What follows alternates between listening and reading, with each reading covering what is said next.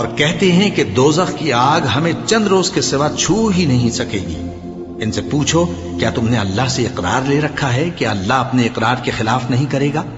یا تم اللہ کے بارے میں ایسی باتیں کہتے ہو جن کا تمہیں مطلق علم نہیں؟ ہاں کیوں نہیں، جو برے کام کرے اور اس کے گناہ ہر طرف سے اس کو گھیر لیں تو ایسے لوگ دوزخ میں جانے والے ہیں اور وہ ہمیشہ اس میں جلتے رہیں گے، اور جو ایمان لائیں اور نیک کام کریں وہ جنت کے مالک ہوں گے اور ہمیشہ اس میں عیش کرتے رہیں گے۔ اور جب ہم نے بنی اسرائیل سے عہد لیا کہ اللہ کے سوا کسی کی عبادت نہ کرنا اور ماں باپ اور رشتہ داروں اور یتیموں اور محتاجوں کے ساتھ بھلائی کرتے رہنا اور لوگوں سے اچھی باتیں کہنا اور نماز پڑھتے اور زکوٰۃ دیتے رہنا، تو چند آدمیوں کے سوا تم سب اس عہد سے منہ پھیر کر پلٹ گئے۔ اور جب ہم نے تم سے عہد لیا کہ آپس میں کچھ تو خون نہ کرنا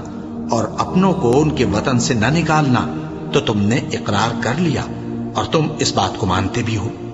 پھر تم وہی ہو کہ اپنوں کو قتل بھی کر دیتے ہو اور اپنے میں سے بعض لوگوں پر گناہ اور ظلم سے چڑھائی کر کے انہیں وطن سے نکال بھی دیتے ہو، اور اگر وہ تمہارے پاس قید ہو کر آئیں تو بدلہ دے کر ان کو چھڑا بھی لیتے ہو، حالانکہ ان کا نکال دینا ہی تم پر حرام تھا۔ یہ کیا بات ہے کہ تم کتاب اللہ کے بعض احکام کو تو مانتے ہو اور بعض سے انکار کیے دیتے ہو؟ تو جو تم میں سے ایسی حرکت کریں ان کی سزا اس کے سوا اور کیا ہو سکتی ہے کہ دنیا کی زندگی میں تو رسوائی ہو اور قیامت کے دن سخت سے سخت عذاب میں ڈال دیے جائیں۔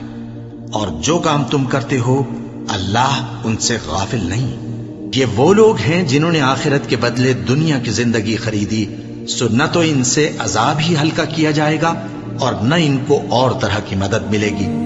اور ہم نے موسیٰ کو کتاب عنایت کی اور ان کے پیچھے یکے بعد دیگرے پیغمبر بھیجتے رہے، اور عیسیٰ ابن مریم کو کھلے نشانات بخشے اور روح القدس یعنی جبرائیل سے ان کو مدد دی۔ تو کیا ایسا ہے کہ جب کوئی پیغمبر تمہارے پاس ایسی باتیں لے کر آئے جن کو تمہارا جی نہیں چاہتا تھا تو تم سرکش ہو جاتے رہے اور ایک گروہ انبیاء کو تو جھٹلاتے رہے اور ایک گروہ کو قتل کرتے رہے، اور کہتے ہیں ہمارے دلوں پر پردے ہیں؟ نہیں، بلکہ اللہ نے ان کے کفر کے سبب ان پر لعنت کر رکھی ہے،